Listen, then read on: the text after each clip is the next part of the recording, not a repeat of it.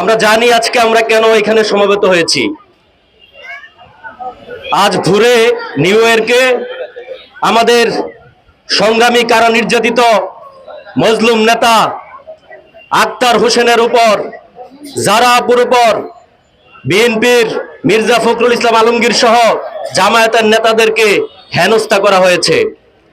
আমরা এর তীব্র প্রতিবাদ জ্ঞাপন করছি।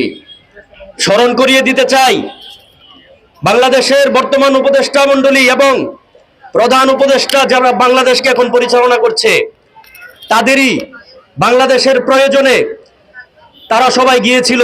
তারা কোনো নিজস্ব রাজনৈতিক দলকে প্রমোট করার জন্য যায় নাই। যে নিরাপত্তা দেওয়ার কথা ছিল বাংলাদেশের অন্তর্বর্তীকালীন সরকার এবং ওইখানের দূতাবাস, সেটি দিতে ব্যর্থ হয়েছে। এটি কলঙ্কের এবং লজ্জার।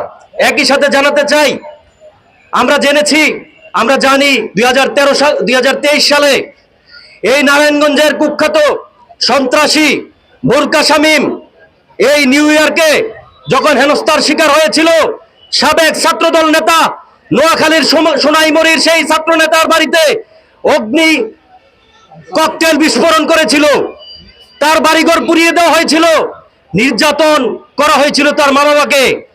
একই মুহূর্তে আমরা দেখছি বিএনপি সহ যারা এনসিপির নেতা কর্মীরা যারা হচ্ছে জাতিসংঘের ওই ইয়েতে গিয়েছে, কিন্তু সেই পরিপ্রেক্ষিতে দেখছি মির্জা ফখরুল ইসলাম আলমগীরের মতন একজন বিএনপির বড় নেতা সে আওয়ামী লীগ এবং জাপাকে নির্বাচনে ফিরাতে ব্যস্ত।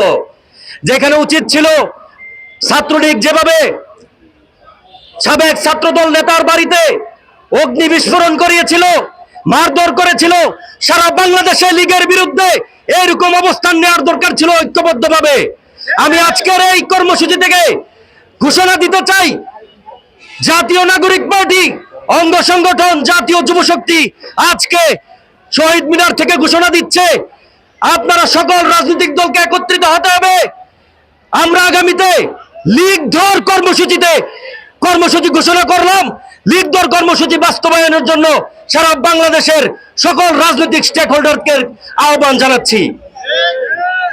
এই বলে আমি আজকের বক্তব্য শেষ করছি।